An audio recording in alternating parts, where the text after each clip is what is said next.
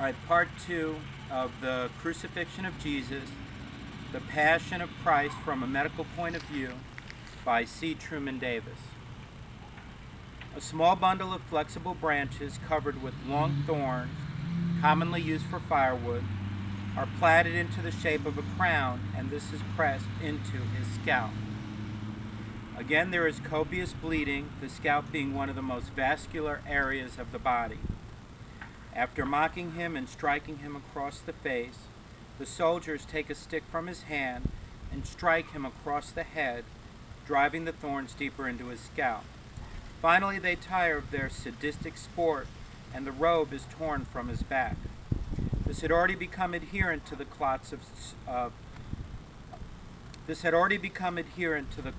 blood and serum in the wounds, and its removal, just as in the careless removal of a surgical bandage, causes excruciating pain, almost as though he were again being whipped, and the wounds again begin to bleed.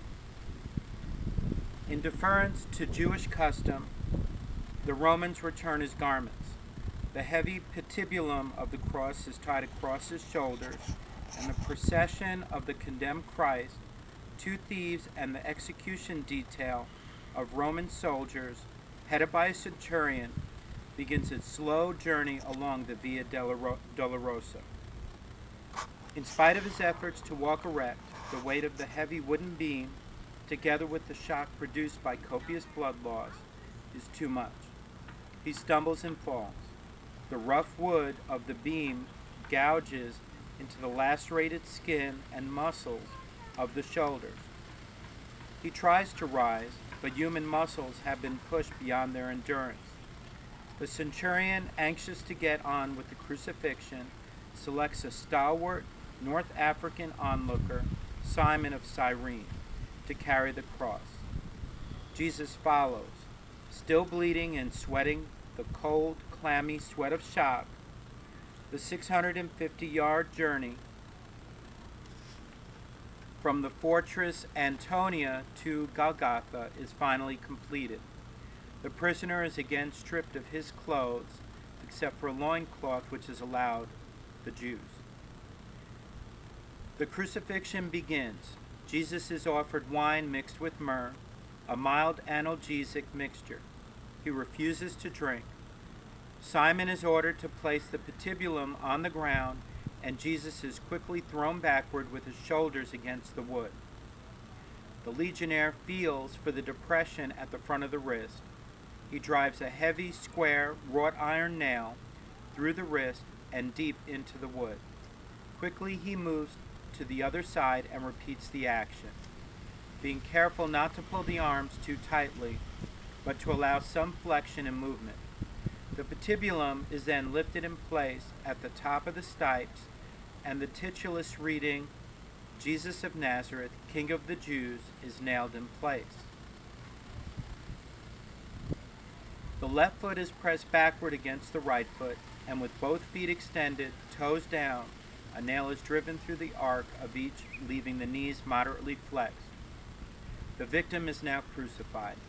As he slowly sags down with more weight on the nails in the wrists, excruciating, fiery pain shoots along the fingers and up the arms to explode in the brain. The nails in the wrists are putting pressure on the median nerves. As he pushes himself upward to avoid this stretching torment, he places his full weight on the nail through his feet. Again, there is the searing agony of the nail tearing through the nerves between the metatarsal bones of the feet. At this point, another phenomenon occurs. As the arms fatigue, great waves of cramps sweep over the muscles, knotting them in deep, relentless, throbbing pain. With these cramps comes the inability to push himself upward.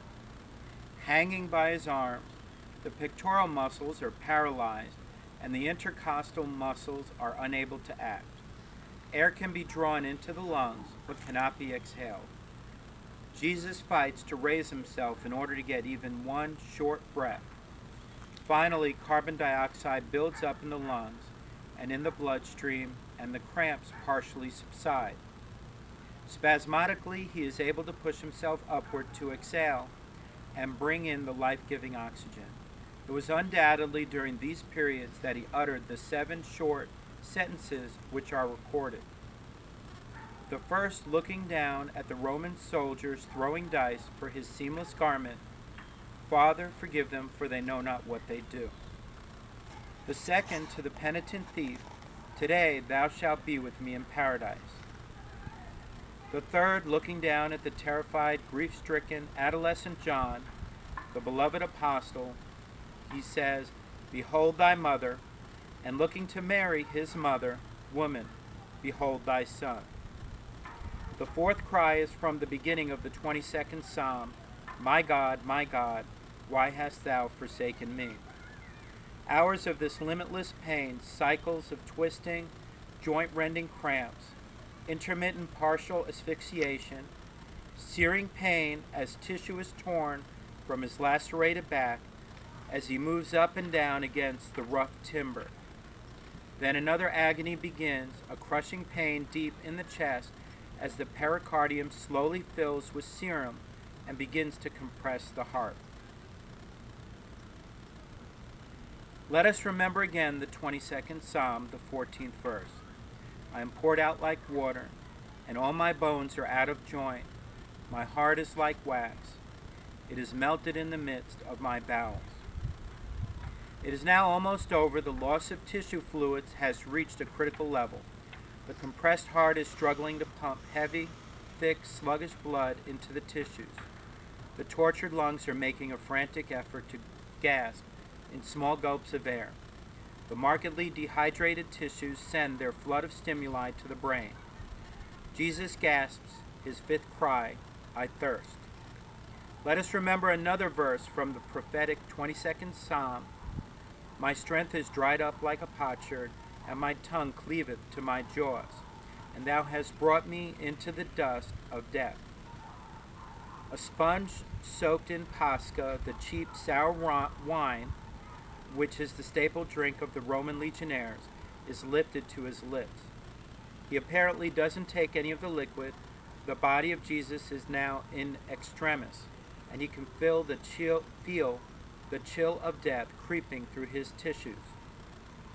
This realization brings out his 6 words, possibly little more than a tortured whisper. It is finished. His mission of atonement has been accomplished. Finally, he can allow his body to die. With one last surge of strength, he once again presses his torn feet against the nail, straightens his legs, takes a deeper breath, and utters his 7th and last cry, "Father, into thy hands I commend my spirit." The rest you know. In order that the Sabbath not be profaned, the Jews asked that the condemned men be dispatched and removed from the crosses. The common method of ending a crucifixion was crurifracture, the breaking of the bones of the legs. This prevented the victim from pushing himself upward. The tension could not be relieved from the muscles of the chest, and rapid suffocation occurred.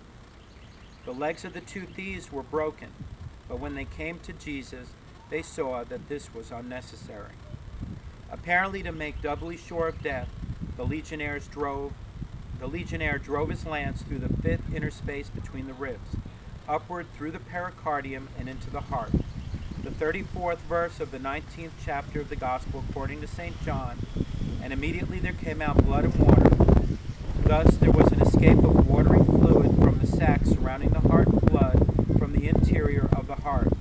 We therefore have rather conclusive post-mortem evidence that our Lord died not the usual crucifixion death by suffocation, but of heart failure, due to shock and constriction of the heart by fluid in the pericardium. Thus we have seen a glimpse of the epitome of evil which man can exhibit toward man and toward God. This is not a pretty sight and is apt to leave us despondent and depressed. How grateful we can be that we have a sequel, a glimpse of the infinite mercy of God toward man, the miracle of the atonement, and the expectation of Easter morning. That is the end of the Crucifixion of Jesus, the Passion of Christ, from a medical point of view by C. Truman Davis.